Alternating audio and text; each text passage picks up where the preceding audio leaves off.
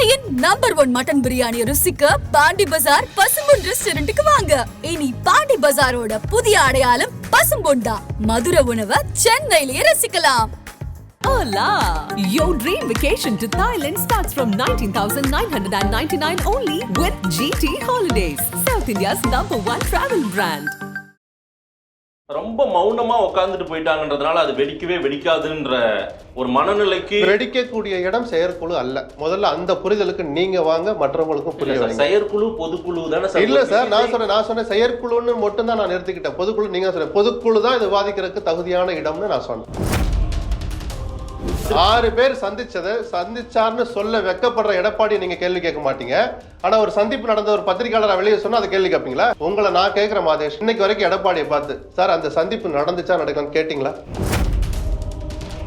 எடப்பாடி என்கிற கட்சியின் தலைமை பொறுப்பில் இருக்கிற தங்கள் தலைவருக்கு சில விஷயங்களை புரிய வைக்கிறதானே தவிர 10 பேரை கூட்டி வச்சுக்கிட்டு பஞ்சாயத்து பண்றது அல்ல. இது வரைக்குமான மனநிலையை நான் சொல்றேன். நக்கல் பண்றதுக்கு ஐடி விங்ல உட்காந்துட்டு ஏசி ரூம்ல உட்காந்துட்டு 4 வரி பதிவு போடுறவனை விட களத்துல இறங்கி கண்ணீர் வடிக்கிறோம் அந்த தொண்டன் தான். கட்சி வீணா போகுது. என்ன எடப்பாடியை பதவி விட்டு இறக்கணும்னு அவன் நினைக்கல. எடப்பாடியே திரும்ப ஆட்சிக்கு வரணும்னா கட்சி என்ன பண்ணணும் தான் அவன் கவலைப்படுறானே தவிர நக்கல் நையாண்டி பண்றது அவன் வேலை இல்லை. கலைஞர் நூற்றாண்டு நாணய அந்த வெளியீட்டு விழாவுக்காகவும் அந்த வெளியீடு மத்திய அரசு அதுக்கு ஒப்புதல் கொடுத்ததுக்காகவும் சமரசமாகிவிட்டதா திமுக? நீங்க எழுந்து நின்று கலைஞருக்கு மரியாதை செலுத்துங்கன்னு சொன்னதெல்லாம் ஒரு படி அதிகம். ராஜ்நாத் சிங் அதை செஞ்சது பல பேருக்கு ஆச்சரியம் தான். ஸ்டாலினை எதிர்பார்த்திருக்க மாட்டார். பிஜேபி தமிழ்நாட்டுல மறைமுகமா வளர விடுறதுக்கு திமுக காரணமா இருக்குங்கிற குற்றச்சாட்டை நான் வெளிப்படையா வைப்பேன். இப்போ ஆமா, என்ன நடக்குது போலீஸ்ல? கோயம்புத்தூர்ல திமுக காரனுக்கு ஒரு விஷயங்களுக்கு அனுமதி இல்லை, ஆனா பிஜேபி என்ன கேட்டாலும் அனுமதிக்கிறீங்களே, என்ன நடக்குது அங்க? கேட்கணுமா கேட்க கூடாதா? இந்த மாதிரியான உண்மைகளை நம்ம அம்பலப்படுத்தணுமே தவிர, நான் திரும்ப சொல்றேன், ஒரு அரசு நிகழ்ச்சியை பிடிச்சுக்கிட்டு அதுல அரசியல் இருக்கு இல்லாத ஒண்ணு தோன்றதுல எனக்கு உடன்பாடு இல்லை. கலைஞர், ஜெயலலிதா, ஓபிஎஸ், எடப்பாடி, ஸ்டாலின் வரைக்கும் எடுத்தா, ஸ்டாலின் தலைமையிலான இந்த அரசை அதிகாரிகள் தங்கள் விருப்பத்துக்கு இழுப்பது போல் வளைப்பது போல் வேற எந்த அரசை வளைச்சதில்லை. அதன் தமிழர்களுக்கு வணக்கம். பல்வேறு துறைகளில் ஆக சிறந்த ஆளுமைகளை சந்தித்து நாம் நேர்காணல் எடுத்து வருகிறோம். அந்த வகையில் மீண்டும் நம்மோடு இணைந்திருக்கிறார் மூத்த பத்திரிகையாளர் திரு SP லக்ஷ்மணன் அவர்கள். அவரிடம் கேட்பதற்கு நிறைய இருக்கின்ற வாருங்கள், அவரிடமே கேட்போம். வணக்கம் SPL சார். வணக்கம், எப்படி இருக்கீங்க? அதிமுக செயற்குழு கூட்டம் நடந்து முடிந்திருக்கிறது. ரொம்ப அமைதியா முடிந்திருக்கிறது. அம்மையார் ஜெயலலிதாவுக்கு என்ன அதிகாரங்கள் கொடுத்தார்களோ அதே அதிகாரம் எடப்பாடிக்கு கொடுத்தது போலதான் 9 வகையான தீர்மானங்கள்ல நம்மால புரிந்து கொள்ள முடிந்தது. நிறைய பேர் ஆளாளுக்கு ஒரு ஏசியங்கள் சொன்னாங்க, பிரச்சனைகள் வெடிக்கும் அது இதுன்ட்டு. நீங்க தொடங்கியது என்னன்னா, ஒரு 6 பேர் தனியா போய் அவர்கிட்ட சில டிமாண்ட் எல்லாம் வச்சாங்க அப்படின்லாம் சொன்னீங்க. அந்த 6 பேர் தனியா சேலத்துல போய் வீட்டில் வச்சவங்க ஒரு 250 280 பேர் செயற்குழுவில் இருக்கும்போது அங்க பேசாமலே அமைதி காத்து விட்டார்களே, ஏன் இந்த மௌனம்? எனக்கு தெரிஞ்ச அளவுக்கு நான் சொல்றதுன்னா, அவங்க நோக்கம் இது மாதிரியான ஒரு பொதுவெளியில் அதை கிளப்பி ஒரு கழகத்தை, நிஜமான கழகத்தை, கழக குரல்ங்கிற வார்த்தையை நான் தான் பயன்படுத்தினே தவிர அவங்களுடைய நோக்கம் கழகத்தை ஏற்படுத்துவதல்ல. சில நிஜங்களை எடப்பாடியாருக்கு புரிய வைக்கணும்.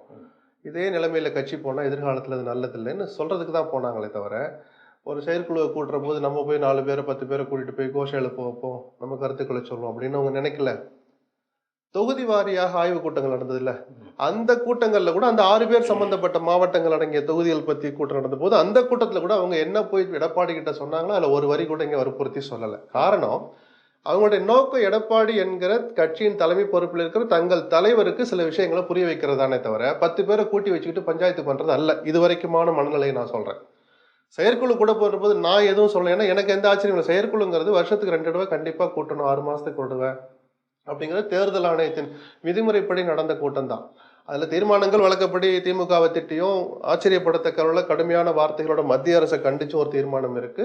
எடப்பாடியார் வழிகாட்டுதல் படி 26 சட்டமன்ற தேர்தலில் எதிர்கொள்வோம்னாங்க. இதெல்லாம் வழக்கமா போடுற தீர்மானங்கள் தான். இதே செயற்குழுல ஒரு தீர்மானத்தை கொண்டு கட்சி விதிகளை திருத்துறதா சொல்லி ஒரு வாக்கின் மூலமாக ஒருங்கிணைப்பாளரும் இறை ஒருங்கிணைப்பாளரும் தேர்ந்தெடுக்கப்படுவார்னு சொல்லி தேர்தலை நடத்தி முடிச்ச கூத்தெல்லாம் உண்டு. அதிகாரம் படைத்த அமைப்பு என்பது பொதுக்குழு தான் அதிமுகவை பொறுத்த வரைக்கும். அதனால நேற்று ஒரு தீர்மானம் போட்டதுனாலேயோ போடாதனாலேயோ அது ஒரு இம்பாக்ட் நான் பார்க்கல. இந்த 6 பேருடைய நோக்கமும் அதுல குரல் எழுப்பணுங்கிறது அல்ல. அவர்கள் ஏற்கனவே சொல்லிட்டு வந்த மாதிரி மீண்டும் அவரை போய் சந்திப்போங்கிறதெல்லாம் அவங்க உறுதியா இருக்காங்களே தவிர இங்கே கலக குரல் எழுப்புவது அவருடைய நோக்கம் அல்ல. இல்ல சார், பிரச்சனை இருக்கு. அதை அவரை தனிப்பட்ட ரீதியில் அவரை அணுகி அந்த பிரச்சனையை அவருக்கு புரிய வைக்கலாம், தெரிய வைக்கலாம் அப்படின்றத ஒரு சபையில சொன்னால் இன்னும் அதற்கான இல்ல, நிச்சயமா இல்ல. ஏன்னா இவர் எடப்பாடியும் 4 பேரை ஆரம்பத்துல ஒரு 10 தொகுதியினுடைய ஆய்வு கூட்டம் எடுத்து பாத்தீங்கன்னா யாரையும் சேர்க்கக்கூடாது அப்படிலாம் சில பேர் கோஷம் போட்டிருப்பாங்க, பேச வச்சிருப்பாங்க. அதுக்கப்புறம் அவரே அந்த டோனை மாத்திக்கிட்டார். ஏன்னா இது மாதிரியான விஷயங்களை அப்படி விவாதிக்கணும்னு அவசியம் இல்லை. விவாதம் வர்ற போது பேசுறது வேற. பொதுக்குழுல வாங்க ஒரு கருத்தை முன்வைக்கிற 2 பேரும் 2 தரப்பு பேசுங்க, பல தரப்பட்ட கருத்துக்களை சொல்லுங்கன்னு சொல்றது வேற, சும்மா இருக்கிற சங்க ஊதி கெடுக்கிறதுங்கிறது வேற. 2 பேருக்குமே அந்த நோக்கம் இல்லை. எடப்பாடிக்கு ஒரு தகராறை ஏற்படுத்தணும் நோக்கம் இல்லை. அந்த 6 பேருக்கும் இது வரைக்குமானது அந்த 6 எண்ணிக்கைக்கு சொல்றேன், சந்திச்சவங்கனால சொல்றேன். அந்த 6 பேர் இது வரைக்கும் மறுத்திருக்காங்களா? யாராவது பொதுவெளியில எங்கள் பெயரை தவறாக பயன்படுத்திருக்கிறாங்க, அப்படி ஒரு சந்திப்பு நடக்கல, அவங்களும் மறுக்கல. எடப்பாடி அப்படி ஒரு சந்திப்பு நடக்கலன்னு இது வரைக்கும் சொல்லலை. ஸோ நடந்தது நிஜம். 2 பேருடைய நோக்கமும் கட்சி நல்லா இருக்கணுங்கிறது தான். எடப்பாடி ஒரு கருத்தை சொல்றாருன்னா இந்த கட்சியை அழிக்கணும்னு நான் நினைக்கல, அது தவறா இருக்கும்னு வேணா நம்ம ஒரு கணிப்புக்கு வரலாமே தவிர அவருடைய நோக்கம் கட்சியை அழிக்கிறதுன்னு நான் எடுத்து சொல்ல முடியாது. அந்த 6 பேருடைய நோக்கம் என்ன? இந்த கட்சியை ஒரு வழி பண்ணணும்னா, இந்த கட்சி நல்லா இருக்கணும், எடப்பாடியார் முதலமைச்சர் ஆகணும்னா கட்சி நல்லா இருக்கணும்னு அந்த கருத்தை தான் அவங்களும் சொல்ல வர்றாங்க. சரி, நீங்க சொல்ற 6 பேர் வெளிப்படுத்தவில்லை என்றால் இது திரு லட்சுமணன் போன்றவர்களுக்கோ மூத்த பத்திரிகையாளர்களுக்கோ பல அரசியல் விமர்சகர்களுக்கோ நாங்களே பதில் சொல்லணும் அப்படின்னு தானே அவங்க அப்படி கடந்து போகட்டுமே, காலம் பதில் சொல்லல, ரொம்ப நாள் இல்லை இல்ல இல்ல காலம் அப்படி விமர்சைகளை பத்தி நம்ம கவலைப்பட வேண்டாங்க. நான் பத்திரிகையாளரா நம்ம கவனத்துக்கு வரத சொல்றோம். அதன் தொடர்பாக விவாதங்கள் நடக்குது. எந்த விவாதத்துக்கு இதுவரை யாரும் மறுப்பு சொல்லல. அப்படி ஒரு சந்திப்பு நடக்கலன்னு கூட கடுமையாக இந்த கருத்தை எதிர்க்கிற எடப்பாடி தரப்பினர் கூட அப்படி ஒரு சந்திப்பு நடக்கலைங்கிற வார்த்தையை யாருமே பதிவு பண்ணல. அதையும் கவனிக்கணும்ல, கவனிக்கணுமா கூடாதா? Right sir. அதனால நம்ம ரொம்ப கவலைப்பட வேண்டாம். இல்ல, உட்கட்சி பூசல் ஒண்ணு இருக்கிறது, கலகம், கலகத்துல கலகம் இல்ல அப்படின்னு அவங்க ஜெயக்குமார் கலகம்ன்றாரு. ஆனா அந்த கலகத்தை சொல்ல அந்த லாவை சொல்ல அவர் வந்து கலகம், கலக ஆட்சி, கலக அரசு, கலகம் நடத்திய ஒரு கூட்டம் அப்படின்னு தான் சொல்லிட்டு போறாரு தவிர உள்ள நடக்கிற கலகம் வெளியே தெரியல. தெரியணும் என்ன அவசியம் இருக்கு? கலகத்தை ஏற்படுத்தணும். உங்களை போன்ற பலர் வந்து அவர் பேர் சொல்லாம சிண்டு முடிகிறாங்க. இங்க ஏதாவது அதை பத்தி எல்லாம் எனக்கும் கவலை இல்ல, நம்மளும் அதை பத்தி கவலைப்பட வேண்டியது இல்ல. நம்ம நடக்கிற நிகழ்வு பேசுறோம், நடக்க போற நிகழ்வு, அதை பத்தி கவலைப்பட வேண்டாம். சோசியல் மீடியாவில் கடந்து அதை பத்தி ஒரு துளி கூட கவலைப்பட மாட்டேன். நான் என்ன சொல்றேன்னு அதிமுக தொண்டர்களுக்கு புரியும், போன 6 பேருக்கு தெரியும். அவங்க என்ன சொன்னாங்கிறது என் காதுக்கு வந்து நம்ம சொல்றோம். அது என்ன நோக்கத்துக்காக சொன்னு அவர்களுக்கு தெரியுமே தவிர நிஜமாகவே இந்த இயக்கம் நல்லா இருக்கணும்னு நினைக்கிறவங்களை பத்தி தான் நம்ம பேசணுமே தவிர ஒரு நல்லது நடந்துடக்கூடாதுன்னு நினைக்கிறவங்களை பத்தி விவாதிக்கிறதே அந்த நேரம் வேஸ்ட்னு நினைக்கிறவன். ரொம்ப மௌனமா உட்கார்ந்துட்டு போயிட்டாங்கன்றதுனால அது வெடிக்கவே வெடிக்காதுன்ற ஒரு மனநிலைக்கு வெடிக்கக்கூடிய இடம் செயற்குழு அல்ல. முதல்ல அந்த புரிதலுக்கு நீங்க வாங்க, மற்றவங்களுக்கும் புரிய. செயற்குழு பொதுக்குழு தானே? இல்ல சார், நான் சொன்னேன் செயற்குழுன்னு மட்டும் தான் நான் நிறுத்திக்கிட்டேன். பொதுக்குழு நீங்க சொல்ற பொதுக்குழு தான் இது விவாதிக்கிறதுக்கு தகுதியான இடம்னு நான் சொன்னேன்.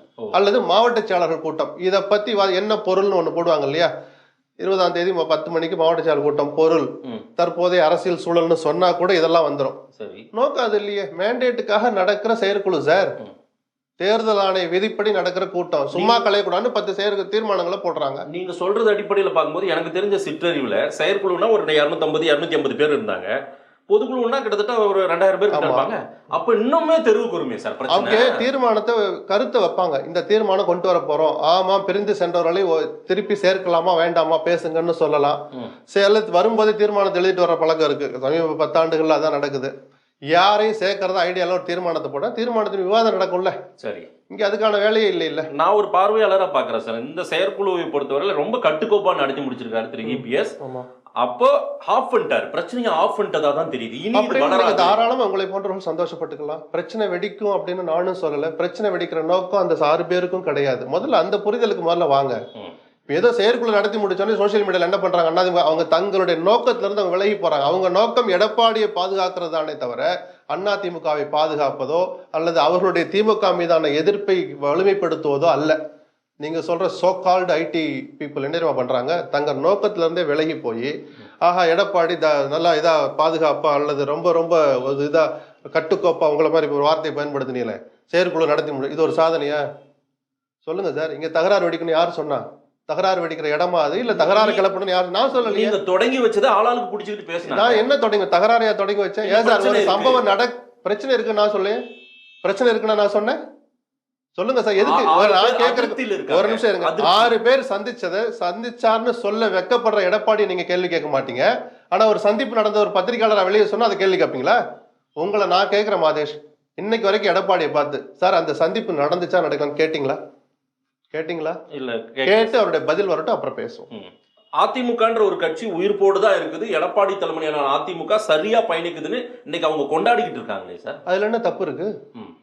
எங்க கட்சி அழிஞ்சு போச்சுன்னா ஜெயக்குமார் வந்து பேட்டி கொடுப்பார். நீங்க அவங்கள கோவப்படுறீங்க, அந்த சோகால்ட் அந்த பர்சனாலிட்டிஸ் எல்லாம் கோவப்படுறீங்களா? இவங்க இல்லையே, ஐடி பீப்புள் தானே சொல்றேன். அவங்களுடைய நோக்கம் சிதைஞ்சு போயிருக்குன்னு தானே நான் சொல்றேன். உங்களுடைய நோக்கத்துல இருந்து நீங்க விலகுறீங்க. ஒரு செயற்குழு அமைதியா நடந்து முடிஞ்சே நீங்க கொண்டாடுறீங்கன்னா இன்னும் எவ்வளவு விஷயங்கள் இருக்குல்ல. நீங்க எதை கொண்டாடணும், எதை இல்லை செயல்படணும்? திமுக எதிர்ப்பு, இந்த அரசியல்ல நடக்கிற தவறுகளை வெளியில எடுத்து பேசுறதை விட்டுட்டு அண்ணா திமுக ஒற்றுமையா இருக்கணும்னு சொல்றவன் மேல நீங்க பாயிறீங்கன்னா என் மேலே விட்டுடுங்க. யார் மேலையும் நான் சொல்றேன். உங்க நோக்கம் அதுவா? அப்ப உங்களை தூண்டி விட்டது யார்? உங்களை ஏவி விட்டது யார்? கேள்வி வருமா வராதா? அதுக்குதான் ஐடிவிங் இருக்கா? அண்ணா திமுக ஐடிவிங் அதுக்கு தான் இருக்கா? திமுக ஆட்சியில் எத்தனை தவறுகள் நடக்குது, நீங்க அடுத்து அதான் பேச போறோம். இதை மக்கள்கிட்ட எடுத்துட்டு போறது உங்க வேலையா? அதிமுக நல்லா இருக்கணும்னு நினைக்கிறவங்களை போட்டு பிரான்றது உங்க வேலையா? அதிமுக நல்லா இருக்குன்றாங்க அவங்க. அதை பத்தி நீங்க கவலைப்படுறீங்க. சிதறல்கள் பற்றி எல்லாம் கவலைப்படாதீங்க. வாழ்த்துக்கள் சொல்லிட்டு அமைதியா இருப்போம். அடுத்த கேள்விக்கு போவோம். நமக்கு என்ன சார் அதுக்கு மேல கவலை? ஒரு பத்திரிகாரனுக்கு அதுக்கு மேல என்ன கவலை இல்லை. அவ்வளவுதான், அடுத்த கேள்விக்கு போவோம். இன்னும் பிரிந்தவர்கள் எல்லாம் சேரணும்ன்ற ஒரு வார்த்தையோ, சசிகலாவோ, ஓபிஎஸ்ஓ, டிடிவி தினகரோ, இந்த பெயரெல்லாம் இந்த 15-20 நாட்கள்ல மாவட்ட செயலாளர் கூட்டம் ஒண்ணு ஆரம்பிச்சு அதை கேன்சல் பண்ணாங்க. அதுக்கப்புறம் செயற்குழு, இதுல எல்லாம் ஒண்ணுமே நடக்கலையே சார். ஒண்ணுமே அந்த மாதிரி ஒரு எதுவுமே இல்லைன்னு அர்த்தம். எடப்பாடிக்கு ஒரு வாழ்த்து சான்றிதழ் நீங்களே கூட பாராட்டு சான்றிதழ் வாசிச்சிருங்க, கொடுத்துருங்க. நான் கிண்டலா சொல்லல. சரி, தகராறு நடக்கும்னு நானும் சொல்லலையே சார். ஏன் நீங்க நோண்டி அங்கேயே நிக்கிறீங்க? இப்ப வரைக்கும் நான் உங்களுக்கு கேள்வி கேட்க நீங்க அந்த பதிலே சொல்ல மாட்டீங்க. அந்த 6 பேரும் போய் பார்த்தாங்களா இல்லையா தெரியாது உங்களுக்கு. மறுக்கலைன்னு சொல்றேன், அவங்க இது வரைக்கும் ஒத்துக்கலையேங்கிறீங்க. எடப்பாடி மறுத்தாரா? சொல்லுங்க சார். எடப்பாடி உங்களுக்கு எல்லாம் பதில் கொடுக்க வேணாம்னு கூட ஒதுங்கி போலாம். நான் ஒரு கட்சியின் தலைவர், என் கட்சி அதிமுகன்ற ஒரு தலைமை, ஒற்றை தலைமை அப்படின்னு நிக்கிறாரு அவரு. அப்ப வாழ்த்து சொல்லிட்டு சொல்றேன். அதனாலதான் ஒரு பாராட்டு சான்றிதழ் அவருக்கு அனுப்பி வச்சுட்டு நம்ம அடுத்த வேலைக்கு போவோம். சரி, நம்ம ஏன் அதை பத்தி கவலைப்படணும்? நானும் அடுத்த கேள்வி கூட, அதிமுகவில் நிச்சயமா ஒரு பிரச்சனை இருக்குன்றீங்க, கலகம் வெடிக்கும். அப்படி ஒரு வார்த்தை நான் எங்க சார் சொன்னேன்? நீங்க ஏன் உங்க வார்த்தை என் மேல திணிக்கிறீங்க? நான் ஒரு சந்திப்பு நடந்துச்சு, அவங்களுடைய நோக்கம் நம்மளுடைய தோல்விக்கு இதுதான் காரணம், இதுவும் ஒரு காரணம், இன்னொரு தோல்வி அதிமுக தொண்டர்கள் ஏத்துக்க முடியாது, அவரால் தாங்க முடியாது, ஏற்கனவே சோர்ந்து போயிருக்காங்கன்ற கருத்தை போய் சொல்லிட்டு வந்தாங்கன்னு சொன்னேன். ஏன் இவ்வளவு கோவம் வருது? நீங்கள் உட்பட ஐடிவிங்குக்கு எதுக்கு சார் வருது? உங்க நோக்கம் என்ன? மாதேஷுக்கு நோக்கம் என்ன? அதை முதல்ல சொல்லுங்க. இப்படி ஒரு வார்த்தையே வரக்கூடாதா வெளியில? இப்படி ஒரு சம்பவம் நடந்துச்சுன்னு கூட வெளியே வரக்கூடாதா? அப்ப இதான் நீங்க சொல்ற ஜனநாயகமா? சொல்லுங்க சார். அதிமுக பத்தி கேள்வி கேட்கிற உரிமை அதிமுக தொண்டன் ஒவ்வொருத்தனுக்கும் இருக்கு. எந்த கட்சி தொண்டனுடைய உணர்வுகளை பிரதிபலிக்கிற வேலை தான் பத்திரிகார வேலை. நீங்க நான் உட்பட சொல்லிட்டு ஒதுங்கிடணும். தீர்வு காண்றது உங்க வேலையும் இல்லை, என் வேலையும் இல்லை. உங்ககிட்ட இருந்து நான் எதையோ வார்த்தை வாங்குறதுக்காக நான் அந்த கேள்வியை தொடர்ச்சியா வைக்கல. தொண்டர்கள் அதிருப்தியில் இருக்காங்க அல்லது சோர்ந்து போயிருக்காங்க அப்படின்னா ஒரு 10 பேர் வெளியே நின்று அபேஷன் முகம் சாலையில கோஷம் எழுப்பியிருக்கலாமே செயற்குழு நடத்தும் போது. அப்ப எதுக்காக உங்களுக்கு அந்த நோக்கம், உங்களுக்கு அந்த ஆசை? இல்ல நான் கலகங்கிற வார்த்தை எதுக்கு நீங்க இருந்தால்தான் நன்மை பிறக்கும் சார். அது உங்களுடைய ஐடியா. நீங்க போய் அந்த நபர்களுக்கு போய் ஐடியா கொடுங்க. என் வேலை அது இல்லை, என் வேலை அது இல்லை, தெரியலையே. என் வேலை அது இல்லை, என் பாணி அது இல்லை, அதிருப்தி தெரியலன்னு கவலைப்படுறதுக்கும் எனக்கு அவசியம் இல்லை. சரி, அவ்வளவுதான். அதிமுகன்றது எடப்பாடி பழனிசாமி தலைமையில் தான் பயணிக்கும்ல, அதெல்லாம் ஒன்றும் இந்த நிமிஷம் வரைக்கும் அவர் தானே சார் தலைமையில இருக்கிறார். நீங்க தலைமையில இருந்து இறங்குங்கன்னு அந்த 6 பேரும் போய் சொல்லலையே. ஏன் பதட்டப்படுறீங்க? எதுக்காக பதட்டப்படுறீங்க? எடப்பாடி நீங்க பதவி விட்டு இறங்குங்க, சசிகலா அந்த இடத்துல உட்கார வைங்க. 6 பேர் போய் சொன்னாங்களா? நான் சொன்னா இல்ல நீங்க கேள்விப்பட்டீங்களா? இல்ல. அப்புறம் ஏன் பதட்டப்படுறீங்க? எதுக்கு சார் பயப்படுறீங்க? அதை பத்தி பேசவே கூடாதுங்கிறது சரியா தவறா? தலைவர் எடுத்த முடிவு சரியா தவறான்னு 2ஆம் கட்ட தலைவர்கள் விவாதிப்பாங்க. வீதிக்கு வந்தா விவாதிக்கணுமே தவிர வெடிக்கலையேன்னு கவலைப்படுறது மாதேஷ் வேலையும் இல்லை, லட்சுமண வேலையும் இல்லை. சசிகலா, டிடிவி தினகரன், திரு ஓபிஎஸ் இவர்களின் தேவை இன்னமும் அதிமுகவுக்கு இருக்கா? இல்ல, இது தேவைங்கிறத விட பிரிஞ்சு போனவங்க, இந்த கட்சி பலவீனப்பட்டிருக்கு, பிரிஞ்சு கிடக்குற பிம்பம் இருக்கு. 98-99% எடப்பாடி கீழே தான் கட்சி இருக்கு. நிர்வாகிகள் அவர் கட்டுப்பாட்டுல இருக்கிறாங்க. சட்ட ரீதியா, கட்டமைப்பு ரீதியா, நிர்வாக ரீதியா யாருமே மறுக்கல. எதுக்காக இவ்வளவு தோல்வி? அதே செயற்குழு எடப்பாடி என்ன பேசினார்? பூத் கமிட்டின்னு ஒண்ணு போட்டோமே, ஒரு 15 பேர் எடுத்துக்கோ தோராயமா. அந்த 15 பேரோட ஓட்டு போடல. நீங்க சொல்றீங்களா எடப்பாடி தலைமையில் கட்டுக்கோப்பாக இருக்கிறதுன்னு சொன்னீங்கல்ல, அந்த 15 அதிமுகக்காரன் ஏன் அதிமுக ஓட்டு போடல? நான் கேட்கல சார், எடப்பாடி கேட்டார் அதே செயற்குழுல. இது கவலைப்படுற விஷயமா இல்லையா? நீங்க ஒரு பத்திரிகையாளரா சொல்லுங்க. இந்த இயக்கம் நல்லா இருக்கணும்னு நினைக்கிற பத்திரிகையாளர் நானும் ஒருத்தன். தமிழ்நாடு நல்லா இருக்கணும்னா 2 திராவிட இயக்கங்களும் நல்லா இருக்கணும்னு நினைக்கிற அந்த உணர்வுல தான் நான் சொல்றேன் தவிர, இவன் பயப்படுவான், இவன் பாராட்டுவான், இவன் திட்டுவான், இந்த சர்டிபிகேட் கொடுப்பான், இதுக்கெல்லாம் நான் பேசுற ஆள் நான் கிடையாது. சரிதானா? அந்த 6 ஓட்டு கூட விழலையே. ஒரு கமிட்டி ரொம்ப ரொம்ப சின்ன கமிட்டி போட்டா கூட 6 பேர் போட்டுருவேன். அந்த 6 பேர் கூட போடல, 1 ஓட்டு 2 ஓட்டு விழுந்திருக்கேன்னு எடப்பாடி கவலையோட தான் கேட்டார். அந்த கவலையில பின்னாடி ஒடிஞ்சிருக்க நிஜத்தை தான் அந்த 6 பேர் போய் சொன்னாங்க. அதிமுக பலவீனப்பட்டுக்கிட்டு இருக்கு, கொஞ்சம் வெளிச்சுக்கணும், நம்ம ஒன்னொன்னா சரிப்படுத்தும். இப்போ பிரிஞ்சு போன செஞ்சுட்டா உடனே 40 ஜெயிச்சிருப்பாங்களா? அப்படி அர்த்தம் இல்லை. அதுவும் ஒரு முக்கிய காரணம் அப்படின்னு போய் எடுத்து சொல்லியிருக்காங்க. புரிஞ்சுக்கிட்டா அவருக்கு நல்லது. இல்லை புரியாமல யாரும் தேவையில்லை, எனக்கு இன்னொரு வாய்ப்பு கொடுங்கன்னு கேட்கிறாரு. 26 ஜெயிச்சு காட்டட்டும், வாழ்த்து சொல்லுவோம் சார். அதை பத்தி அதுக்கு மேல நம்ம ஏன் கவலைப்படணும்? அவ்வளவுதான். தானே வலிமையா இருக்குன்னு நினைக்கிறாரு போல தெரியுது. அப்படிதான் 2 தடவை நினைச்சா, 2 தடவை தோல்வி வந்துச்சுன்னா மற்றவங்க கேள்வி கேட்பாங்களா மாட்டாங்களா? வாக்கு சதவீதத்தையும் தக்க வைக்க முடியல, ரொம்ப கணிசமா கீழே போயிடுச்சு. பொய் கணக்கு சொல்லி வாக்கு சரியில்லைன்னு சொல்றார். 19 தொகுதியில போட்டிட்டு 20% வாங்கணும், 33 தொகுதியில போட்டிட்டு அதே சதவீதம் வாங்கினது எப்படி சார் தக்க வச்சதாகும்? எதுக்காக இந்த பொய் கணக்கு? அதனால அவரை தான் ஏமாத்திக்கிறார். தொண்டர்கள் அவரை விட விவரமானவங்க, என்னை விட உங்களை விட விவரமானவங்க. கேள்வி கேட்பான். எம்ஜிஆர் காலத்துலேருந்து கட்சியை பார்த்துட்டு இருக்கான், கண்ணீர் வடிக்கிறான். நக்கல் பண்றதுக்கு ஐடி விங்கில் உட்காந்துட்டு ஏசி ரூமில் உட்காந்துட்டு 4 வரி பதிவு போடுறவனை விட களத்தில் இறங்கி கண்ணீர் வடிக்கிறோம் அந்த தொண்டன் தான். கட்சி வீணா போகுதுன்னு எடப்பாடியை பதவி விட்டு இறக்கணும்னு அவன் நினைக்கல. எடப்பாடியே திரும்ப ஆட்சிக்கு வரணும்னா கட்சி என்ன பண்ணணும் தான் அவன் கவலைப்படுறானே தவிர நக்கல் நையாண்டி பண்றது அவன் வேலை இல்லை. அதை முதல்ல புரிஞ்சுக்கோங்க. அதிமுகவுல இருந்து திமுகவுக்கு வர ஆளுநர் டீ பார்ட்டி, சுதந்திர தினத்துக்கு ஒரு டீ பார்ட்டி வைக்கிறாங்க. கடந்த காலங்களிலே திமுக புறக்கணிச்சிருக்காங்க. எல்லாருமே திமுக கூட்டணி கட்சிகள் தொடர்ச்சியாக புறக்கணிச்சுட்டு தான் வந்துட்டு இருக்காங்க. இந்த முறை காலையில் ஒரு அறிக்கை திமுக சார்பில் நாங்கள் டீ பார்ட்டியை புறக்கணிக்கிறோம் அப்படின்றாங்க. மாலை அரசு சார்பில் 8 அமைச்சர்கள் பிளஸ் சீஃப் மினிஸ்டர் உட்பட எல்லாரும் போயிட்டு அந்த டீ பார்ட்டியில் கலந்துக்கிறாங்க. இது என்ன மாதிரி ஒரு அரசியல்? 15ஆம் தேதி அந்த தேநீர் விருந்து நடக்குது. கவர்னர் தான் அழைக்கிறார், அவர் தான் அந்த பார்ட்டி கொடுக்குறார். வழக்கமாக நடக்கிற ட்ரெடிஷ்னல் நிகழ்ச்சி தான் அது. அதுக்கு 2 நாள் முன்னாடி ஒரு நிகழ்ச்சியில் ஐஐடியில் போய் பேசுகிறார் கவர்னர். திராவிட சித்தாந்தம் இந்த நாட்டை பிளவுபடுத்துகிறதுன்னு சொல்றார். அந்த வார்த்தையை சொன்ன கவர்னருக்கு நிஜமாகவே திராவிட சித்தாந்தத்தை இன்னமும் தூக்கி பிடிக்கிற திராவிட மாடல் அரசை நடத்துகிற திமுக அந்த தேநீர் விருந்தை புறக்கணிச்சிருக்கணும், அரசும் புறக்கணிச்சிருக்கணும். அதுதான் கன்னத்தில் அறைந்த மாதிரி, நிர்வாக ரீதியாக அரசியல் ரீதியாக கவர்னரின் கன்னத்தில் அரசியல் ரீதியாக விழுந்த அறையா இருந்திருக்கும் அது. ஆனால் செய்யலை. அந்த யதார்த்தத்தை நான் புரிஞ்சுக்கிறேன். என்னன்னா, வக்காலத்து கிடையாது. அடுத்த 3 நாளில் ஒரு மிகப்பெரிய நிகழ்வு நடக்க போகுது. மத்திய அரசின் ஒப்புதலும் அனுசரணையும் இல்லைன்னா அந்த நாணயம் வெளிவந்திருக்காது. அட்மினிஸ்ட்ரேட்டிவ் அப்ரூவல் இன்னும் கிடைக்கல, விவாதிச்சுட்டு இருக்கோம். உங்களுடைய மனு ஆய்வில் இருக்கிறது. நீங்க சொல்றீங்களா சபாநாயகரை வச்சு பல விஷயங்களுக்கு மனு ஆய்வில் இருக்கிறதுன்னு.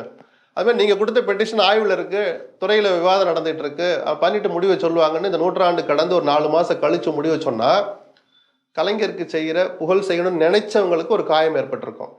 இது ஒரு சரியான சந்தர்ப்பம். என்ன பண்ணியாதுன்னா காலில் விழுந்துன்னு இல்லை, கொஞ்சம் அனுசரணையா போயாவது, கொஞ்சம் வளைஞ்சு கொடுத்தாவது இந்த நிகழ்வை நடத்தி காட்டணுங்கிறது திமுக தலைவராக மட்டுமல்ல, கலைஞரின் மகனாகவும் ஸ்டாலினுக்கு அந்த உணர்வு இருந்திருந்தால் நான் 100% அதை நியாயம்னு தான் சொல்லுவேன். ஏன்னா ஏதோ குற்றச்செயல் செஞ்சுட்டு அவர் வளைஞ்சு பணிஞ்சு போகல. அந்த நிகழ்வுல புறக்கணிச்சுட்டு 3ஆவது நாளே அவங்கள வாங்கன்னு கூப்பிட்டா அதனால ஏதாவது சில மனக்கசப்புகள், ஒரு இடையூறு வந்துருமோன்னு ஒரு பயந்து போயிருந்தால் கூட நான் தவறுன்னு சொல்ல மாட்டேன். சரிதானா? மற்றபடி ராஜ்நாத் சிங் வந்தாரு, ஓவரா கலைஞரை புகழ்ந்தார், இவங்களும் ரொம்ப உணர்ச்சி வசப்பட்டாங்க. ரைட், இது அரசு நிகழ்ச்சி, மத்திய அரசின் ஒத்துழைப்போடு மாநில அரசு நடத்துகிற நிகழ்ச்சி. இல்ல, கலைஞர் நூற்றாண்டு நாணய அந்த வெளியீட்டு விழாவுக்காகவும் அந்த வெளியீடு மத்திய அரசு அதுக்கு ஒப்புதல் கொடுத்ததுக்காகவும் சமரசமாகிவிட்டதா திமுக? அப்படி எடுத்துக்கணும்னு அவசியம் இல்லைங்கிற. சமரசம் எல்லாம் இந்த காலத்துல போட்டு மூடி எல்லாம் மறைக்க முடியாது சார். 24 மணி நேரம் கூட நீங்க எதையும் மறைக்க முடியாது. ரகசிய சந்திப்பு நடந்தாலும் சேஷ்ட பண்றீங்கன்னாலும் வீதிக்கு வரதான் போகுது. எதுக்கு நம்ம ரொம்ப கவலைப்படணும்? நடந்த நிகழ்வு நான் சொல்றேன், சுயநலம் கலந்த முடிவு தான். ஸ்டாலின் எடுத்த முடிவு சுயநலம் கலந்த முடிவு தான். அவருடைய நன்மைக்கு இல்ல, தன் தந்தைக்கு அவர் புகழ் செய்யணும்னு நினைச்ச ஒரு விஷயத்துக்கு கொஞ்சம் சுயநலமா நடந்துகிட்டா தான் நான் பார்த்தேன். அதனால சொன்னேன், 2 நாள் முன்னாடி திராவிட சித்தாந்தம் இந்தியாவை பிளக்குதுன்னு சொன்ன கவர்னருக்கு நீங்க வேற மாதிரி ரியாக்ட் பண்ணிருக்கணும். பண்ணலைங்கிறத நான் யதார்த்தத்தை புரிஞ்சுக்கிறேன். அந்த நிகழ்ச்சியை நல்லபடியா நடக்கணும்னு நினைச்சார். அந்த அரசுல இருந்து மூத்த அமைச்சரை கூப்பிடணும்னு நினைச்சிருக்கலாம். மூத்த அமைச்சர் தான் அவர், தகுதியான நபர், 2 முறைக்கு 3 முறை முதலமைச்சராக இருந்தவர் ஒரு மாநிலத்துல. கலைஞர் இருந்த அதே காலகட்டத்துல சமகாலத்துல முதலமைச்சராக உத்தரப்பிரதேசத்துல இருந்தவர்னு தகுதியான நபரை கூப்பிட்டு வெளியிட்டு இருக்கிறாங்க. இதன் பிறகு இதோட இந்த அனுசரணை குழாவுதல், நீங்க என்ன வார்த்தை வேணாலும் போடுங்க, இதோட முடிச்சுக்கிட்டா நம்மளும் இது விமர்சிக்கிறதுக்கு ஒண்ணு இல்லை. இதை தாண்டி ஏதாவது நடந்ததுன்னா நீங்களும் நானும் சும்மா இருப்போமா? அப்ப ஏன் மௌனமா இருந்தீங்க, இப்ப ஏன் போய் சம்பந்தமே எல்லாம் போய் சந்திச்சுக்க, கேள்வி வரும்ல. மறைக்க முடியாதுன்னு சொல்றேன். எங்க போயிட போகுது சார்? சரி, திமுக பிஜேபி கூட்டணி தான் வருது, அது மறைக்கிற விஷயமா? வரட்டும், அப்புறம் நீங்க கிளிங்க, கொண்டாடுறவங்க கொண்டாடட்டும், கிளிக்கிறவங்க கிளிக்கட்டும், வீரமணி போன்றவர்கள் என்ன நிலைப்பாடு எடுக்க போறாங்கன்னு பொறுத்திருந்து பார்ப்போம். சரி, ஒரு நிகழ்வை வச்சுக்கிட்டே இது கூட்டணி உறுதியாயிடுச்சு உடஞ்சிடுச்சு நம்ம எடுத்துக்க வேண்டியதில்லை. அதுக்கு காரணகர்த்தாவாக மையப்புள்ளியாக இருந்த முதலமைச்சர் இன்னைக்கு திமுக தலைவர் கல்யாண வீட்டில் இன்னைக்கு என்ன பேசியிருக்கிறார்? இதை வச்செல்லாம் நீங்க எதுவும் கற்பனை பண்ணிக்க வேண்டாம், நாங்கள் எங்கள் பாதையில உறுதியா. நேற்று ராகுல் காந்தி இந்த நிகழ்ச்சிக்கு ஒரு வாழ்த்து போட்டார். அந்த வாழ்த்துக்கு ஒரு நன்றி சொல்லி ஒரு போடுற போது நம்ம கொள்கையில தொடர்ந்து ஒருங்கிணைந்து பயணிப்போன்ற வார்த்தை அதுல இருக்கு. அப்ப இதெல்லாம் விவாதிக்கிறோம்னா அதையும் தானே விவாதிக்கணும். திமுக விமர்சிக்கிறதுக்கு 1000 இருக்கு, இன்னும் நிறைய இருக்கு. இல்ல அந்த வார்த்தையிலேயே இன்னைக்கு KP சங்கர் அவங்க இல்ல திருமண விழாவில் ஒரு வார்த்தை சொல்றாரு பாருங்க, ஆதரித்தாலும் எதிர்த்தாலும் கொள்கையோடு நீ போன்ற. ஆதரித்தால் அப்படின்ற வார்த்தை என்ன தேவைப்படுது? காங்கிரஸ் மீன் பண்ணிருக்கலாம், எதிர்த்தால் பிஜேபி மீன் பண்ணிருக்கலாம். நம்ம அதுக்கு மேல உள்ள போறதுக்கு என்ன இருக்கு? நான் திரும்பவும் சொல்றேன் சார், கத்திரிக்காய் முத்துனா கடத்தருக்கு வந்ததான் ஆகும். சரி, சரிதானே? அது விற்பனைக்கு வர்ற கத்திரிக்காய். அவங்க பிஜேபியோட கூட்டணி வச்சிருவாங்கன்றது இல்ல, ஒரு பாசாங்கு காட்டுவது போல தெரியும். அந்த காட்டுறதை பத்தி நம்ம ஏன் கவலைப்படணும்? காட்டுற இந்த நிகழ்வுக்கு அப்புறம் எது நடந்தாலும் நம்ம அதை விமர்சிக்கலாமே தவிர இந்த நிகழ்வுல விமர்சிக்கிறதுல எனக்கு உடன்பாடு. எதிர்க்கட்சி குற்றச்சாட்டு எடப்பாடி பழனிசாமி, திரு சீமான் உள்ளிட்டோர் பாருங்க, இவங்க தான் திராவிட மாடல். எடப்பாடி அதை மட்டுமா சொன்னார்? அதுல இந்தி வார்த்தை இருக்குன்னு கூட சொன்னார், சொல்லியிருக்காரு. அதுல அடிப்படையா ஒரு உண்மை தெரிய வேண்டாமா? எந்த இது அரசு இந்த 100 ரூபாய் செல்ல தகுந்த 100 ரூபாய் காயின், நல்லா புரிஞ்சுங்க. தூக்கி குப்பையில போடுறதோ வைக்கிறதோ இல்ல. அன்றாட புழக்கத்துக்கு நிறைய பிரிண்ட் அச்சிட மாட்டாங்களே தவிர, வார்த்தெடுக்க மாட்டாங்களே தவிர, செல்ல தகுந்த 100 ரூபாய் நாணயம். நீங்களும் நானும் எங்ககிட்ட பற்ற இருக்குங்க, நாங்க அடிச்சுக்கிறோம்லாம் அடிக்க முடியாது. ரிசர்வ் பேங்க் ஒப்புதலோடு அடிக்கிற அந்த நாணயத்துல அடிப்படையில் கான்ஸ்டியூஷன் படி ஆங்கிலமும் இந்தி இருக்கும். அதை தாண்டி இவங்க ரெக்வஸ்ட் பண்ணி ஒரு தமிழ் வார்த்தையை சேர்க்கிறாங்க. அண்ணாதுரை கையெழுத்துலேயே அண்ணான்னு போட்டாலும் அவருடைய நாணயம் நூற்றாண்டு விழாவில் வெளியிட்ட நாணயத்துல அண்ணாதுரைங்கிற அவர் எழுதிய கையெழுத்து அப்படியே தமிழ்ல இருக்கும் வார்ப்புல. இது இயல்பா நடக்கிற ஒரு விஷயம். ராகுல் காந்தி ஏன் கூப்பிடல? எதுக்கு சார் கூப்பிட்டு எங்க உட்கார வைப்பீங்க? நடக்கிறது மத்திய அரசு நிகழ்ச்சி, மாநில அரசு அதை ஏற்பாடு பண்ணி நடக்குது. ராகுல் காந்தி எங்க உட்கார வைப்பீங்க சொல்லுங்க? எங்க உட்கார வைப்பீங்க? எப்படி உட்கார வைப்பீங்க? இல்லையே, அது புரோட்டோகால்லே வராது. அரசு நிகழ்ச்சி சார் அது. அரசுல ஒரு அங்கமா இருந்தா பண்ணலாம். மத்திய அமைச்சருக்கு இணையான பதவி தான் அவரு. துறை எது வைக்கல, அவர் எந்த துறைக்கும் அமைச்சரா இல்ல, ஒரு மூத்த அமைச்சரா இல்ல மேடையில உட்கார வைக்கிறதுக்கு. சரி, அவரை கொண்டாந்து இவ்வளவு பெரிய மேடையில எல்லாரும் உட்கார இருக்கிற போது துரைமுருகன் மேடையில ராகுல் காந்தி பார்வையாளர் வரிசையில் உட்கார வைக்க முடியுமா? ஸோ இந்த நிகழ்வை பொறுத்த வரைக்கும் நான் பெரிய தவறு நடந்துட்டு தான் நான் பார்க்கல. ஒரு அரசியல் நிகழ்ச்சி சிறிது சுயநலம் கலந்து நடந்து முடிஞ்சிருக்கு, நல்லபடியா முடிஞ்சிருக்குன்னு கடந்து வரணும்னு தான் நான் எதிர்பார்க்கிறேன். ரைட். இந்த ஆளுநர் டீ பார்ட்டி விவகாரத்திலே ஒரு விஷயம் சார், காலையில் இப்படி ஒரு அறிக்கை, சாயந்தரம் அரசு சார்பில் பங்கேற்புன்னா அந்த நிலைப்பாடு கூட நம்மளால துரிதமா, அதாவது திராவிட இயக்கம் தான், திராவிட கட்சிகள் திராவிட இயக்கங்கள் தான் இந்த நாட்டை துண்டாடுகிறதுன்னு ஒரு ஸ்டேட்மெண்ட் பேசின அடுத்த 2 நாட்கள்ல காலையில புறக்கணிப்பு, சாயந்தரம் போய் பங்கேற்புன்னா இதை எப்படி எடுத்துப்பாங்க? எல்லாருமே கடுமையான விமர்சனங்களை வைக்கிறாங்களே. இல்ல, ஒரு 10 விவாதம் நடக்கும் டிவிக்கள்ல, யூடியூப் சேனல்ல ஒரு விவாதம் பண்ணுவோம், 1/2 மணி நேரம் பேசுமே தவிர அதை தாண்டி அது ஒண்ணும் இல்லை சார். இன்னும் எவ்வளவோ நடக்க போகுது, எவ்வளவோ நடக்க போகுது. அன்றாட நிகழ்வுகள், திமுக பிஜேபிக்கும் உறவு வருதா, சண்டை போட்டுக்கிறாங்களா, ஒரு தலைப்பு வச்சு விவாதிக்கிறதுக்கு இன்னும் எவ்வளவோ இருக்கு. ஒரு நிகழ்வுல என்னுடைய பார்வையை நான் சொல்லிட்டு ஒதுங்கணுமே தவிர அவங்க அப்படி சொன்னாங்க இப்படி சொன்னா அதுல எனக்குலாம் உடன்பாடு இல்லை, எனக்கு அதுக்கு நேரமும் இல்லை.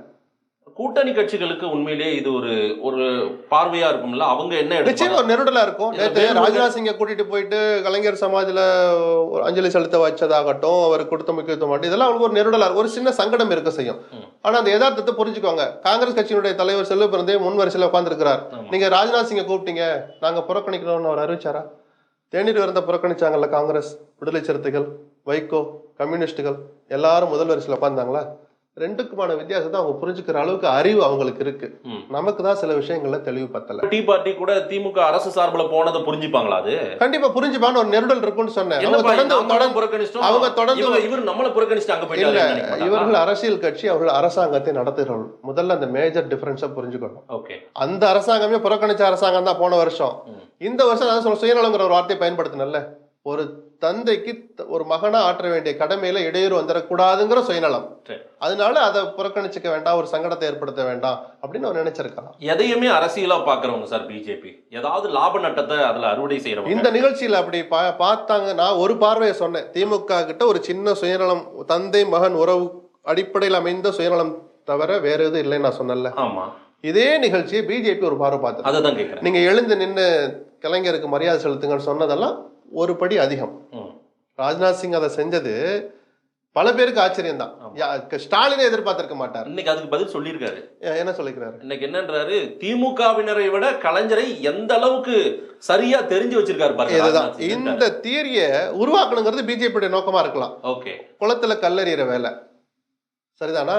அப்ப ஸ்டாலின் சொன்ன இந்த கல்லை எரிஞ்சிட்டு போயிட்டார் நேத்து. இன்னைக்கு ஸ்டாலின் ஒரு வார்த்தையை சொல்லிக்கிறோம், நாங்கள் எதிர்த்தாலும் உறுதியாக இருப்போம், ஆதரித்தாலும் உறுதியாக இருப்போம். ஆதரிக்கிறன்னு எது?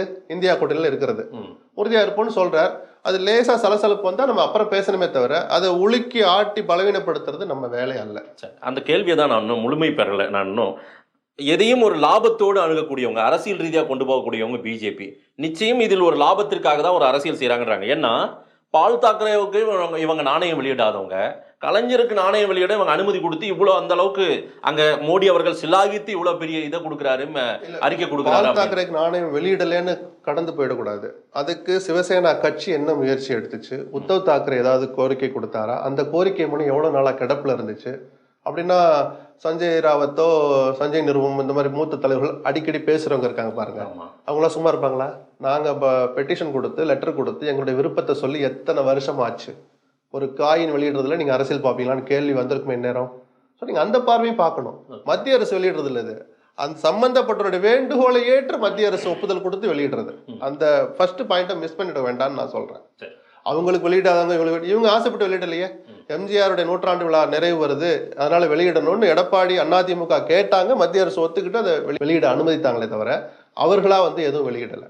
அதையும் பார்க்கணும். இன்னொரு செய்தி, அது நான் இன்னும் உறுதிப்படுத்தலை, நீங்க உங்களுக்கு தெரிஞ்சா அதை சொல்லுங்க. 40 எம்பிக்களுக்கும் நட்டா ஒரு பார்ட்டி கொடுத்ததா, ஒரு விருந்துல பங்கேற்க வைத்ததாக சொல்றாங்க டெல்லியில. அப்படி ஒரு தகவலும் வருது. இல்ல அது உண்மை அது அல்ல. எனக்கு கிடைச்ச தகவல் சிவா வீட்டுல ஒரு பார்ட்டி நடந்தது. அதுங்க ரெகுலரா நடக்கும். பார்லிமெண்ட் நாடாளுமன்ற கூட்டத்தொடர் நடக்கிற போது ஒவ்வொரு நாளும் ஒரு எம்பி வீட்டுல சில பார்ட்டி நடக்கும். பார்ட்டி நைட்டு டின்னர் கொடுப்பாங்க, அவ்வளவுதான். அது முடிகிற நேரத்துல, கூட்டத்தொடர் முடிகிற நேரத்துல சிவா தன் வீட்டுல ஒரு விருந்து கொடுக்குறாரு. கிட்டத்தட்ட 120 எம்பிக்கள் கலந்துக்கிட்டாங்க. 40 பேர் மட்டும் இல்ல, எல்லா கட்சியை சேர்ந்த எம்பிக்கள் சுமார் 100க்கும் மேற்பட்டோம்னு வச்சுப்போம். நட்டாவும் கலந்துக்கிட்டாரு. எல்லாரையும் கூப்பிட்டாங்க. அது தவிர இன்னொரு அமைச்சரும் கூட கலந்துக்கிட்டான்னு சொன்னாங்க. தரப்புல இதை நட்டா கொடுத்த பார்ட்டிலே உங்க போய் பங்கேற்கிறாங்கன்ற மாதிரி நட்டா சிவா வீட்டுல வச்சு கொடுப்பாருன்றது எனக்கு ஆச்சரியமா இருக்கு. ஓகே, அவ்வளவுதான். அதுலயே பதில். இவங்க உறுதிப்படுத்தாமே அந்த செய்தியை நான் உறுதிப்படுத்திக்கிட்டேன். அதனாலதான் இவ்வளவுதான் சொல்றேன் உங்களுக்கு. பிஜேபி திமுக அப்படி நெருக்கம், ஒரு பாசாங்கு, ஒரு சைலண்ட். நான் சொல்லட்டுமா வெளிப்படையா? திமுக பிஜேபி கூட்டணி வரவே வராதுன்னு என்னை சொல்ல சொன்னா நான் சொல்லவே மாட்டேன். சரி, நீங்களும் நம்பாதீங்க. ஆனா நான் சேர மாட்டாங்கன்னு இல்ல, அரசியல்ல எதுவும் சாத்தியம் சார். ஒரு நாள் நைட்ல போய் சேர்ந்தவங்க தான் திமுகவும் பிஜேபியும். முதல்ல அதை புரிஞ்சுக்கோங்க. வரலாற்றுல இருக்குது, யாரும் மறைக்க முடியாது.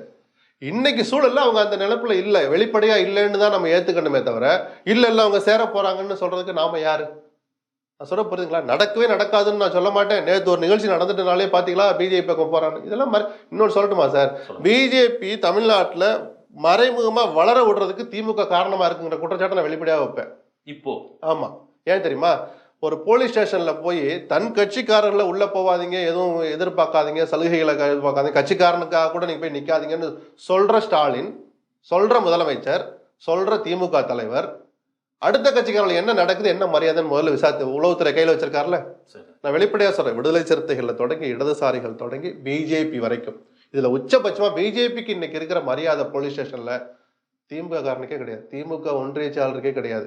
இந்த உண்மை ஸ்டாலினுக்கு புரியுமா? இதைத்தான் எல்லாரும் வெளியில எடுத்து பேசணுமே தவிர ஒரு நிகழ்ச்சியில அரசு நிகழ்ச்சியில ஒரு மத்திய அரசு அமைச்சர் மாநில முதலமைச்சரை வச்சுக்கிட்டு பெற்றுக்கொண்டார், வெளியிட்டாருங்கிறதெல்லாம் அரசியலாக்க கூடாது சார். இதை முதல்ல வெளியில கொண்டு வரணும். ஆருத்ரா மோசடியில இந்த அரசு ஒழுங்கா நடந்துக்குச்சா? இதை கேள்வி கேட்கணும் சார். எத்தனை பிஜேபி காரங்களை நீங்க பாதுகாக்கிறீங்க? எந்த தனிப்பட்ட போலீஸ் உயரதிகாரிகள் அவர்களை பாதுகாக்கிறாங்க? இதை விசாரிக்கணும். முதல்ல விசாரிக்க தயங்குனா அப்ப பிஜேபியோட அனுசரணையா இருக்காங்கிற அந்த உண்மையை போட்டு வீதியில உடைக்கணுமே தவிர மக்கள் மத்தியில அம்பலப்படுத்தணுமே தவிர இந்த ஒரு நிகழ்ச்சியை பிடிச்சிட்டு தொங்க கூடாதுன்னு நான் சொல்றேன். அதிகாரிகள் மட்டத்துல இந்த சலுகையை கொடுக்குறாங்களா அந்த கட்சியினருக்கெல்லாம், பிஜேபி உட்பட? இது அரசியல்வாதிகளுக்கும் தெரியும் இல்ல. அப்படி அதிகாரிகள் கொடுக்கணும், கட்டுப்படுத்த வேண்டியது யார் வேலை? ஏன் கட்சிக்காரனே நான் போகக்கூடாதுன்னு சொல்லியிருக்கேன், நீ எப்படி அடுத்த கட்சிக்காரனுக்கு இந்த சலுகை கொடுத்தீங்கன்னு கூப்பிட்டு கேட்க வேண்டியது யார்? உதயநிதி போன்ற அமைச்சர்கள் கேட்கணும். ஏன்னா எல்லா அமைச்சரும் போய் காவல்துறையில தலையிட முடியாது, உயர்நீதிமன்றத்தை கேட்க முடியாது. உதயநிதிக்கு அந்த தகுதி இருக்கு. முதலமைச்சருடைய மகன், அமைச்சர்கள் ஒருத்தர். இன்னைக்கு அரசின் முக்கிய முடிவுகள் உதயநிதிட்ட சொல்லிட்டு எடுக்கிறாங்க, உத்தரவு வரக்கு முன்னாடி அவர்கிட்ட டிஸ்கஸ் பண்றாங்க. ஏன்னா அடுத்து அவர் தான் கிட்டத்தட்ட அன்அபிஷியலா சொன்ன பிறகு இது நடக்குது இல்லை. இந்த யதார்த்தத்தை வச்சு நான் சொல்றேன், உதயநிதி கேட்கணும்ல, என்ன நடக்குது போலீஸ்ல? கோயம்புத்தூர்ல திமுக காரனுக்கு ஒரு விஷயங்களுக்கு அனுமதி இல்லை, ஆனா பிஜேபி என்ன கேட்டாலும் அனுமதிக்கிறீங்களே, என்ன நடக்குது அங்க? கேட்கணுமா கேட்கக்கூடாதா? இந்த மாதிரியான உண்மைகளை நம்ம அம்பலப்படுத்தணுமே தவிர, நான் திரும்ப சொல்றேன், ஒரு அரசு நிகழ்ச்சியை பிடிச்சுக்கிட்டு அதுல அரசியல் இருக்கு இல்லாத ஒண்ணு தோன்றதுல எனக்கு உடன்பாடு இல்லை. இது தெரிந்தே அனுமதிக்கிறாங்களா சார்? இது கண்டுக்காம இருக்காங்க? இல்ல, நடந்துகிட்டு இருக்கதை இப்ப வரைக்கும் கண்டுக்கல. அது தெரிந்தா தெரியாமலா, உள்நோக்கம் இருக்கா, பயமா, தயக்கமா, இல்ல நிஜமாவே உங்க காதுகளுக்கு வரலையா? நிஜமாவே வரலைன்னா நீங்க தான் வெக்கப்படணும், முதலமைச்சர் தான் அதுக்கு வெக்கப்படணும். சரிதானா? ஏன்னா அன்றாட என்ன நடக்குங்கிற நிகழ்ச்சி உண்மைகள் அவருக்கு போய் சேரணும். அதுக்கு பொறுப்பாக வேண்டியது முதலமைச்சரின் செயலாளர்கள் தான். உளவுத்துறையிடமிருந்து உரிய அறிக்கைகளை வாங்கி முதல்வரின் கவனத்துக்கு கொண்டு போகாதது முதலமைச்சரின் செயலாளருடைய தவறு. சரி, முதலமைச்சர் ஏதோ புதுசா அப்படியே கிணத்துல பிடிச்சி தள்ளி விட்ட மாதிரி அரசியலுக்குள்ள வரல. 40 வருஷத்துக்கு மேல அதிகார அரசியலை பார்க்கிறவர், அனுபவிச்சவர், அரசியல் கட்டமைப்பு ரீதியா கட்சி அரசியலை பார்க்கிறவர், அதுல செயல்படுறவர், இன்னைக்கும் பயணிச்சிட்டு இருக்க ஒரு கட்சிக்கு தலைமை தாங்கிறார். எல்லா வகையிலும் அவருக்கு நடக்கிறதெல்லாம் தெரியும். அவரும் இதுல கூடுதல் கவனம் செலுத்தணும். நம்ம அதை விமர்சிக்கணுமே தவிர மற்ற விஷயங்கள்ல பேசுறதுல இப்ப பேசுறதுல உடன்பாடு இல்லைன்னு. ஒரு சப்ஜெக்டை சரியா பிடிச்சு சொல்லிட்டீங்க. எதை விவாதிக்கணுமோ அதை விவாதிக்கணும். ஒரு பத்திரிகையாளரா நீங்க அந்த சப்ஜெக்ட் இதுதான் சப்ஜெக்ட், இதை நம்ம களையெடுக்கணும், இதை சரிப்படுத்தணும், இதை தான் நம்ம பேசணுன்றீங்க. இதை நீங்களும் சொல்றீங்க ஆஸ் ஏ ஜேர்னலிஸ்டா. கட்சி சார்பில் தலைவரா திரு வேல்முருகன் இதே தான் சொல்றாரு. அதிகாரிகள் ஒரு லேயர் இந்த வேலையெல்லாம் பண்ணுகிறாங்க, இதை கட்டுப்படுத்தணுன்றாரு. ஸோ நடப்பது ஐயா ஸ்டாலின் அவர்கள் ஆட்சியா, அதிகாரிகள் ஆட்சியா? அதிகாரிகள் ஆட்சி தான். துரதிருஷ்டவசமாக அதுதான் உண்மை. கிட்டத்தட்ட கடந்த 30 ஆண்டு கால அரசியல் எடுத்து பார்த்தோம்னா, எம்ஜிஆர் மறைவுக்கு பிறகு வச்சுக்கோ, எம்ஜிஆர்கிட்ட இருந்தும் கூட சொல்றேன், எம்ஜிஆரும் அதிகாரிகளை நம்பி தான் ஆட்சி நடத்தினார். ஆனால் முடிவுகள் அவர் எடுத்தார். படிக்காத காமராஜருக்கு இன்னைக்கும் நல்ல பேர் இருக்கு. படிக்காதவர், அதிகாரிகள் தான் உதவுனாங்க, ஆனா முடிவெடுத்தது யார்? காமராஜர் எடுத்தார். நம்ம அந்த அளவுக்கு பின்னாடி போக வேண்டாம். எம்ஜிஆர் மறைவை கூட விட்டுருங்க சார். கலைஞர்ல அதுக்கப்புறம் 89 கலைஞர்ல இருந்து எடுத்தீங்கன்னா, கலைஞர், ஜெயலலிதா, ஓபிஎஸ், எடப்பாடி, ஸ்டாலின் வரைக்கும் எடுத்தா, ஸ்டாலின் தலைமையிலான இந்த அரசை அதிகாரிகள் தங்கள் விருப்பத்துக்கு இழுப்பது போல், வளைப்பது போல் வேற எந்த அரசையும் வளைச்சதில்லை. ஸ்டாலின் இதுக்கு வெக்கப்படணும். நான் ரொம்ப வெளிப்படையா, இதை தாண்டி கடுமையா வார்த்தையை நான் பயன்படுத்த மாட்டேன். நிஜமாவே வெக்கப்படனவர். தமிழ்நாட்டுடைய எதிர்காலத்துக்கு இது நல்லதல்ல. எந்த அதிகாரி எங்க இருக்கணும்னு நீங்க தான் முடிவு பண்ணணுமே தவிர, அதிகாரிகள் முடிவு பண்ணிட்டு ஃபைல் உங்களுக்கு அனுப்பக்கூடாது. கடந்த 2 மாசமா இது நடக்குது. இது எங்க போய் நிறுத்தும்? இதே போனா இது நல்லது இல்லைங்கிறனா. அவரு நிர்வாக திறமையற்றவர், அந்த அரசு நிர்வாகம் உங்க கண்ட்ரோல் இல்லைன்னு எதிர்கட்சிகள் சொல்ற விமர்சனம் கொஞ்சம் கொஞ்சமா உண்மையாயிட்டு வருதோ அப்படிங்கிற இடத்துல வந்து நிற்கும். ஒரு 20 நாள் வெளிநாட்டு பயணம், இந்த 20 நாள் இன்னும் கொண்டாட்டமா இருக்குமே. யாருக்கு? நீங்க அப்படி ஒண்ணு அதிகாரத்தை கையில் எடுத்துட்டு அவங்க ஆடுறாங்கன்னு அந்த அர்த்தத்தை நான் சொல்ற விஷயத்தை புரிஞ்சுங்க. யார் எந்த இடத்தில் பணியமர்த்துவது அப்படிங்கறத மக்களால் தேர்ந்தெடுக்கப்பட்ட அரசின் தலைமை பொறுப்பில் இருக்கிற முதலமைச்சர் தான் முடிவு பண்ணணும்னு சொல்றேன். நான் இடத்துல பிளேஸ்மெண்ட்டை பத்தி தான் சொல்றேனே தவிர அதிகாரத்தை எடுத்துக்கிட்டு அவங்க ஆட்டம் போடுவாங்களா நான் சொல்லல. அவர்களும் நமக்காக உழைக்கிற அதிகாரிகள் தான். நான் எந்த அதிகாரியும் குறைச்சு மதிப்பிடல. இல்ல ஒரு இடத்துல போய் உட்காந்துட்டனாலே ஒரு குறுக்கு வழியில வந்துட்டார், ஐபிஎஸ் முடிக்காம கமிஷனர் வந்து உட்காந்துட்டார்ல, அப்படிலாம் நான் சொல்லல. ஐஏஎஸ் முடிக்கல சீஃப் செக்ரட்டரி நான் சொன்னா இல்ல. சீஃப் செக்ரட்டரியா யார் வரணும், சென்னை போலீஸ் கமிஷனர் யார் வரணும், டிஜிபி யார் வரணும், முதலமைச்சர் முடிவு பண்ணணும்னு சொல்றேன் நான். ஆனால் துரதிருஷ்டவசமாக இந்த நடைமுறை அப்படியே ரிவர்ஸ் ஆகி, நான் இங்க இருந்துக்கிறேன், நீ அங்க இருந்துக்கோ, நீ அப்படி தள்ளிக்கோ அப்படின்ற ஒரு ஏற்பாடு அதிகாரிகளுக்குள்ள நடந்து, அதுக்கப்புறம் ஃபைல் முதலமைச்சருக்கு போய் ஜஸ்ட் ஒரு கையெழுத்து போடுற மாதிரியான நிஜம், கசப்பான உண்மை. அது முதலமைச்சர் ரொம்ப சீரியஸா இதை விவாதிக்கணும். இனிமேலாவது இந்த தவறுகள் நடக்காம பார்க்கணும். இறுதி ஒரு கேள்வி சார். சசிகலா அவர்களுடைய அம்மா வழியில் மக்கள் பயணம் அப்படின்னு போயிட்டு இருக்காங்க. இதனால ஏதாவது யூஸ் இருக்கா? யூஸ்ன்னு நம்ம ஏன் பார்க்கணும்? நான் மக்களோடு தொண்டரோடு நெருங்கி இருப்பேன்னு சொன்னார். அவர் ஏதோ ஆரம்பிச்சிருக்கிறார், போய்கிட்டு இருக்கிறார். இதனால ஒரு கலெக்டிவா ஒரு பலன் கிடைக்குமான்னா எனக்கு அதை சொல்ல தெரியல. ஏன்னா அவர் நோக்கம் என்னன்னு இன்னும் வெளிப்படுத்தல. மக்களை போய் சந்திக்கிறேங்கிறார். சந்திச்சுட்டு வந்துட்டு என்கிட்ட மக்கள் இப்படி சொன்னாங்க, அதிமுக ஒன்னா இருக்கணும்னு சொன்னாங்க, தொண்டர்கள் தலைமை களத்துக்கு போக சொன்னாங்க, நான் போக போறேன் அப்படின்னு சசிகலா வாயிலிருந்து ஒரு சினாப்சிஸ் மாதிரி ஒன்று வராம, நான் போயிட்டு வந்தவனுடைய சாராம்சம் இதுதான் அப்படின்னு பத்திரிகையாளர் சந்திச்சு அவர் ஏதாவது சொன்னாதான் நம்ம அதை விவாதிக்கணுமே தவிர, அவருடைய பயணத்தை கொச்சைப்படுத்தவும் நான் விரும்பல. அது அதிமுக அரசியலே புரட்டி போட போகுதுன்னு நான் சொல்ல விரும்பல. நான் பிஜேபி திமுக இதை பற்றி கேட்கும்போது இந்த கேள்வியை மறந்துட்டேன். நான் இதையும் வச்சு நான் அதில் இந்த பேட்டியை முழுமை பெறணும்னு நினைக்கிறேன். ஒரு லேயர் கொஞ்சம் குறைஞ்சிருக்காங்களா? பிஜேபி எதிர்ப்புல இருந்து கொஞ்சம் ஒரு மென்மையை கொஞ்சம் இறங்கி வராங்களா? கலைஞருக்காக கொஞ்சம் மென்மை காட்டியிருக்கிறாங்க கடந்த ஒரு வாரமான நான் எடுத்துக்கிறேன். அவ்வளவுதான். அதை வச்சு சந்தேகம்லாம் பட தேவையில்ல. ஒன்றும் எதுக்கு சார் சந்தேகப்படணும்? சார் நீங்க திமுக பிஜேபி கூட்டணியே வந்தா கூட நம்ம என்ன கவலையாப்பட போறோம்? கிளின்னு கிளிப்போம். அது நியாயமா இல்ல அநியாயமா, மக்களுக்கு நல்லதா இல்ல அனுசரணையா இருந்து திட்டங்களை கொண்டு வர்றாங்களா? திமுக பிஜேபி கூட்டணி வந்த பிறகாவது எய்ம்ஸுக்கு அவங்க பணம் கொடுக்குறாங்களா? அந்த கூட்டணி வந்த பிறகாவது மெட்ரோ ரயில் திட்டம் 2வது ஃபேஸுக்கு அவங்க பணம் கொடுக்குறாங்களா? இப்படிதான் நம்ம விவாதிக்கணுமே தவிர யார் யாரோட சேர்ந்தா நமக்கு என்ன சார் கவலை? சரிதானா? ரைட். நிறைய விஷயங்கள் சார். மக்கள் என்ன சொல்றாங்கன்னு பார்க்கலாம். நேரம் கொடுத்து பேசியமைக்கு நன்றி எஸ்பிஎல் சார். நன்றி.